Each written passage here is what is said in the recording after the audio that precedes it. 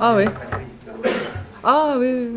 Same again if I... We've had back-to-back semi-finals, which is an amazing feat for this team and an amazing achievement to be able to do it on a consistent basis. But, you know, we're short of that last step. We've still got that hunger that, and especially now, I said, you know, we're going to have more of a hunger than all the other teams because we've never reached a final. And you look now, and the 4 teams left, we are the only team that hasn't reached a final. The Olympics, the World Cup, the Euros, these other 3 teams have reached finals in recent years. So we've probably got that edge where we are a little bit more hungry for it. We are maybe more destined and want to go to a final in that respect. But it definitely takes more. But who's better to know that it takes more than a team that's been knocked out of 2 consecutive semi-finals?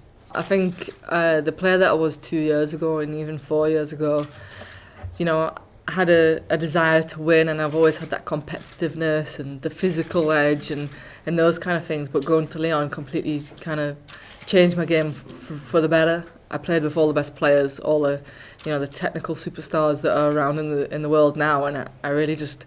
I studied them. I wanted to get better on the ball. I wanted to stop giving the ball away.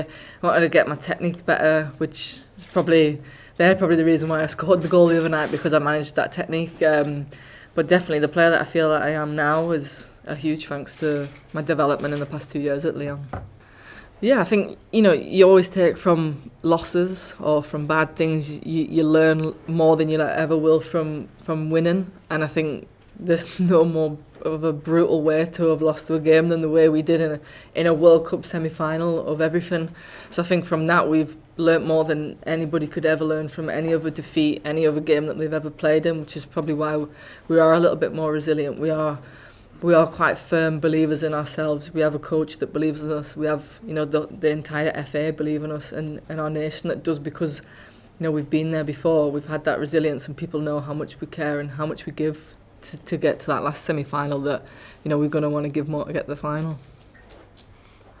Yeah, I think they're a great team. They're the world number ones, and they are, you know, the holders of the World Cup.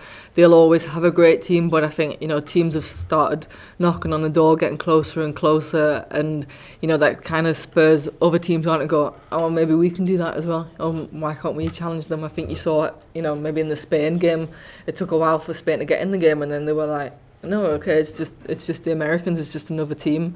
And I think that's happened a lot in women's football. I think the competition that we have in Europe especially, it allows for that. We're so competitive and anyone could beat anyone. You know, France have had games where they struggled, Germany we have, you know, we've not won every game in the run up to this World Cup.